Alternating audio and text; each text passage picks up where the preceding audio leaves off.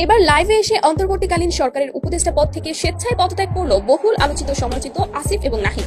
বিশ্ববিদ্যালয়ে পড়া নির্যাতিত এই দুই সমন্বয়কই গণতান্ত্রিক ছাত্র শক্তির সদস্য। দুজনেরই ছিল ক্ষমতাসীন আওয়ামী লীগের পতনে উল্লেখযোগ্য ভূমিকা। এই যে গণভবন নামে এই যে বাসভবনটি, প্রধান যে বাসভবনটি ছিল, সেটিকে জুলাই গণঅভ্যুত্থানের স্মৃতি জাদুঘরে রূপান্তর করা হবে। 2024 সালের জুলাইয়ের যে যারা নেতৃত্বের কমান্ড শুনছে না, মানছে না, তাদেরকে যদি কন্ট্রোল করা না যায়। আসসালামু আলাইকুম প্রিয় দর্শক, কেমন আছেন সবাই? আশা করি আল্লাহ তাআলা অশেষ রহমতে সবাই ভালো আছেন। প্রিয় দর্শক, অলরেডি টাইটেল এবং থাম্বনেল দিয়ে বুঝতে পারছেন আজকে কোন বিষয়ে ভিডিওটি হতে যাচ্ছে। আজকে যে বিষয়টিকে নিয়ে ভিডিওটি হতে যাচ্ছে সেটি অত্যন্ত গুরুত্বপূর্ণ, যেমনটি আপনারা টাইটেল এবং থাম্বনেল দিয়ে তা অলরেডি বুঝতে পেরেছেন।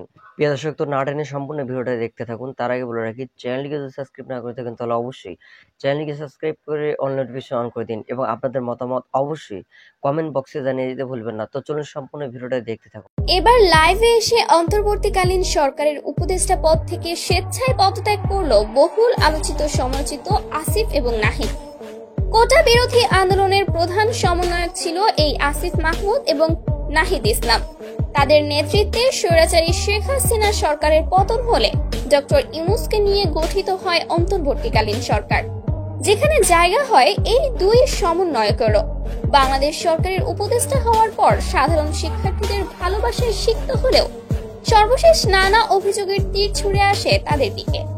কোনো অভিজ্ঞতা ছাড়াই অল্প বয়সে রাষ্ট্রের এত বড় দুটি চেয়ারে আসিফ নাহিদকে তেমন একটা মেনে নিতে পারেনি বাংলাদেশের সাধারণ জনগণ।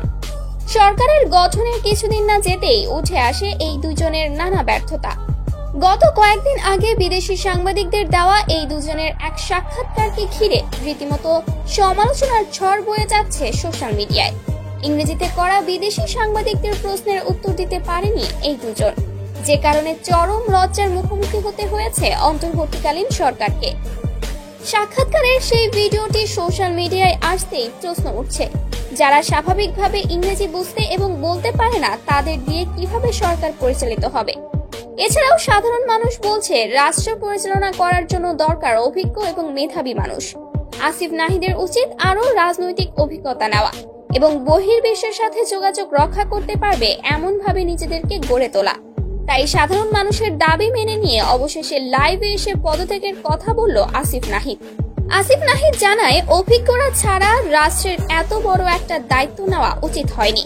অন্তর্বর্তীকালীন সরকারকে ছোট করার কোনো ইচ্ছাই আমাদের ছিল না। আমরা দেশবাসীর কাছে ক্ষমা চাইছি। আগামীতে সবকিছু বুঝে শুনে রাষ্ট্রের দায়িত্ব গ্রহণ করব।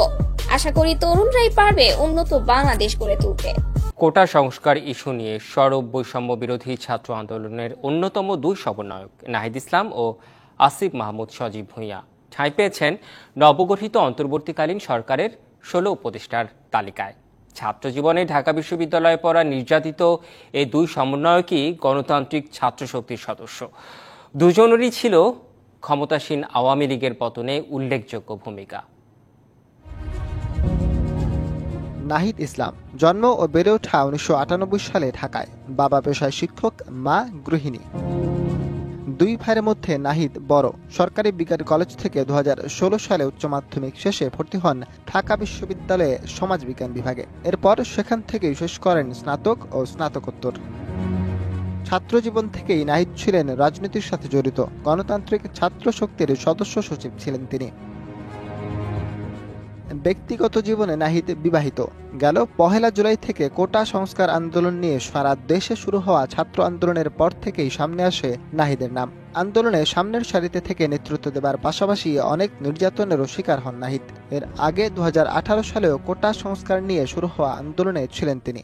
আমরা যেই কমিটমেন্ট করেছি এবং আমাদের যে শত শত ভাই বোনেরা শহীদ হয়েছে তাদের প্রতি যে আমাদের শ্রদ্ধা এবং প্রতিশ্রুতি তার বাস্তবায়ন করা এবং একটি সুন্দর বাংলাদেশ, এক নতুন রাজনৈতিক বন্দোবস্ত তৈরি করাই আমাদের প্রধান এবং প্রথম লক্ষ্য হবে।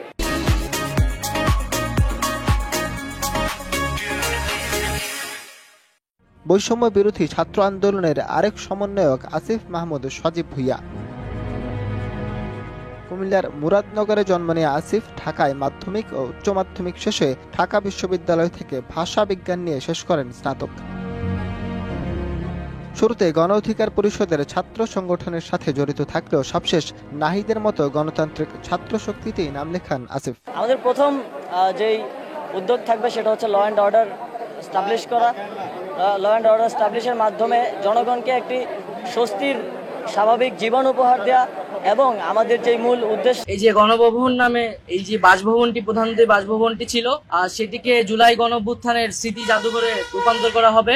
2024 সালের জুলাইয়ের যে গণঅভ্যুত্থান, সেই গণঅভ্যুত্থানের স্মৃতি এবং এই ফ্যাসিবাদী যে শাসন, এই শাসনের সময়কার যেই জনগণের উপর যে অত্যাচার, নিপীড়ন, গুম, খুনের যে স্মৃতিগুলো আছে সেগুলো সংরক্ষণ করে এই গণভবনকে একটি জাদুঘরে রূপান্তরিত করে জনগণের জন্য উন্মুক্ত করে দেওয়া হবে। আজকে আমরা সেই উদ্দেশ্যেই প্রাথমিক ভিজিট করতে এসেছি এবং একটা কমিটি করার মাধ্যমে স্থাপত্য শিল্পী এবং আর্কিটেক্টদেরকে নিয়ে, যারা জাদুঘর বিশেষজ্ঞ আছেন, তাদেরকে নিয়ে একটি কমিটি করে দেওয়ার মাধ্যমে এটার কার্যক্রম শুরু হবে। এখন বিস্তারিত বলার জন্য নাইব ভাইকে অনুরোধ করছি। আপনারা জানেন যে ইতিমধ্যে আমাদের ক্যাবিনেটে সিদ্ধান্তটি হয়েছে যে এই যে গণভবন নামে এই যে বাসভবনটি প্রধানমন্ত্রীর বাসভবনটি ছিল সেটিকে জুলাই গণঅভ্যুত্থানের স্মৃতি জাদুঘরে রূপান্তর করা হবে। 36শে জুলাই অথবা 5ই আগস্ট জনগণ এইটি জয় করেছে এবং অনেক রক্তের এবং আত্মত্যাগের ভিতর দিয়ে আমরা কিন্তু এই 5ই আগস্টের মুহূর্তটি পেয়েছি। ফলে সেটি জনগণের জন্য উন্মুক্ত করে দেওয়া এবং জনগণের বিজয়কে ধারণ করে রাখার উদ্দেশ্যেই এই গণভবনকে জাদুঘরে পরিণত করা হবে। এবং এটি শুধু বাংলাদেশেই নয়, আমরা পৃথিবীর বুকে একটি নিদর্শন হিসেবে রাখতে চাই যে কোনো স্বৈরাচারী, ফ্যাসিস্ট, খুনি রাষ্ট্রনায়কদের আসলে কি পরিণত হয় এবং জনগণই যে আসল মালিকানার এবং ক্ষমতার মালিক, সেই বিষয়টিকে একটি নিদর্শন হিসেবে পুরো পৃথিবীর বুকে রাখার জন্যই আমরা এই গণভবনটিকে জুলাই গণঅভ্যুত্থানের স্মৃতি জাদুঘরে পরিণত করার সিদ্ধান্ত নিয়েছি সরকারের পক্ষ থেকে। এবং সেই উদ্দেশ্যে আজকে আমাদের প্রাথমিক ভিজিট ছিল, যেখানে আমরা এখানে যারা দায়িত্বরত আছেন গণপূর্ত এবং স্থাপত্য বিভাগের দায়িত্বশীল, তাদের সাথে কথা বলেছি, তাদের থেকে আমরা প্রাথমিক পরামর্শ নিয়েছি এবং আমাদের আকাঙ্ক্ষাগুলো বলেছি যে আমরা কিভাবে দেখতে চাই এবং একটি ফর্মাল কমিটি করার জন্য নির্দেশ দেওয়া হয়েছে। হয়তো আগামীকালের মধ্যেই কমিটিটি হয়ে যাবে এবং কমিটি হলে এটি হয়তো নেক্সট সপ্তাহ থেকে আমরা কাজ শুরু করবো এবং বলা হয়েছে যাতে দ্রুত সময়ের মধ্যে আমরা এটি উদ্বোধন করতে পারি, সেই জন্য খুব দ্রুত গতিতে কাজ সম্পাদন করার জন্য। কমিটিতে যারা বিশেষজ্ঞ রয়েছেন, স্থাপত্য সাথে জড়িত এবং জাদুঘর বিশেষজ্ঞ এবং যারা আর্টিস্ট রয়েছেন তাদের থেকেও, এবং আমরা বিদেশে যারা রয়েছে জাদুঘর বিষয়ে বিশেষজ্ঞ বা এরকম অভ্যুত্থানের স্মৃতি জাদুঘর করার অভিজ্ঞতা রয়েছে, তাদের সাথেও যোগাযোগ করার পরামর্শ নেওয়ার জন্য বলা হয়েছে।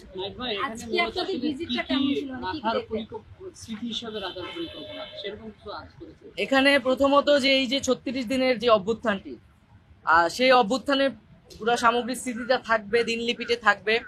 আমাদের যে শহীদ যারা হয়েছেন এই আন্দোলনে, তাদের স্মৃতি থাকবে, তাদের তালিকা থাকবে। এবং এই আন্দোলন ছাড়াও গত 16 বছরে আমরা এই অভ্যুত্থানটাকে তো একটা 16 বছরের একটা লড়াইয়ের একটা মুহূর্ত আমরা 5ই আগস্টে পেয়েছিলাম। তো এই পুরো 16 বছরের যে আমাদের যেই নিপীড়ন হয়েছে, যারা গুম হয়েছে তাদের তালিকা থাকবে এবং যাতে বিচার বহির্ভূত হত্যা হয়েছে, এই সকল বিষয়গুলোর একটা রিপ্রেজেন্টেশন থাকবে। এবং যেখানে আমরা সিদ্ধান্ত নিচ্ছি এই যে স্থাপত্যটা এখন ভগ্নাবশেষ অবস্থায় আছে, সেটিকে সর্বোচ্চ সেই অবস্থায় রেখেই আমরা এই জাদুঘরটি করা হবে এবং এখানে কিছু ডিজিটাল রিপ্রেজেন্টেশনও থাকবে। আমরা এই ভগ্নাবশেষগুলো রেখেই আমরা কিছু ডিজিটাল কার্যক্রমের মাধ্যমে জাদুঘরটি থাকবে এবং পুরো 16 বছরের আমরা একটা চিত্র সেখানে তুলে ধরার চেষ্টা করব। পরবর্তী প্রধানমন্ত্রীর বাসভবন বিষয়ে সেটা পরবর্তীতে আলোচনা হবে।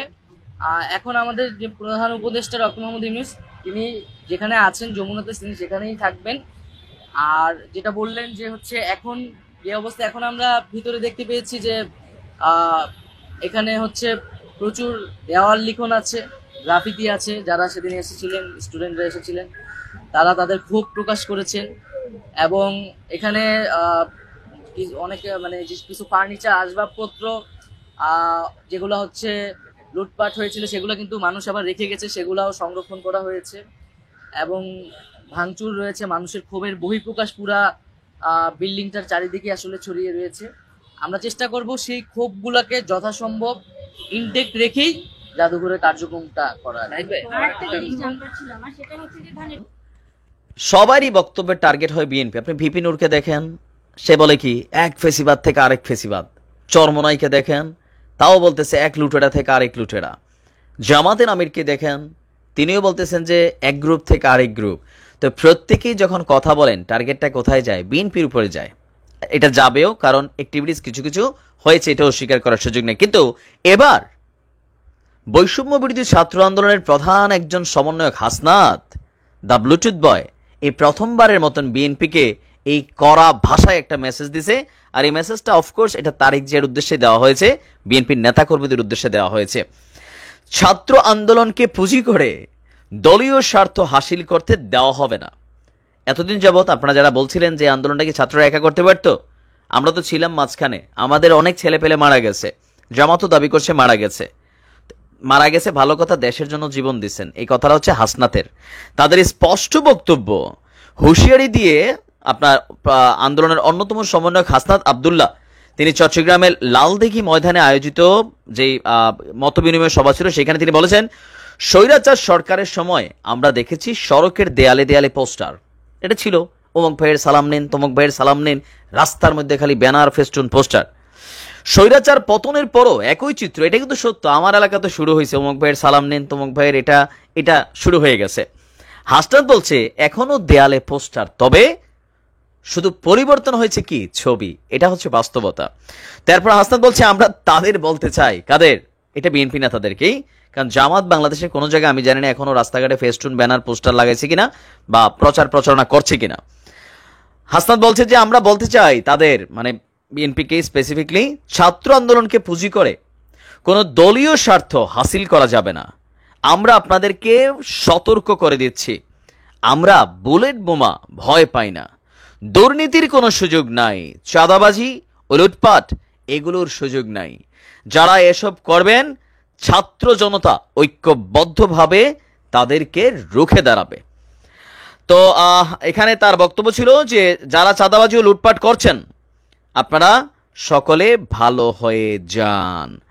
আর রাষ্ট্র পুনর্গঠনের সময় রাষ্ট্র সংস্কারের জন্য সমন্বয়ক হতে হয় না, আমরা সবাই সমন্বয়ক, সহ সমন্বয়ক, ফ্যাসিবাদী আন্দোলনে একসাথে ছিলাম। যাই হোক, মানে মোট কথা ঘুরা ফিরা এই একই আলোচনা সব জায়গায় আসছে। আমি আমার প্রত্যেকটা ভিডিওতে একই কথা বলি, রাজনীতি থাকতে হবে, বিএনপি থাকবে, জামাত থাকবে, আওয়ামী লীগ থাকবে, বদলে আসবে।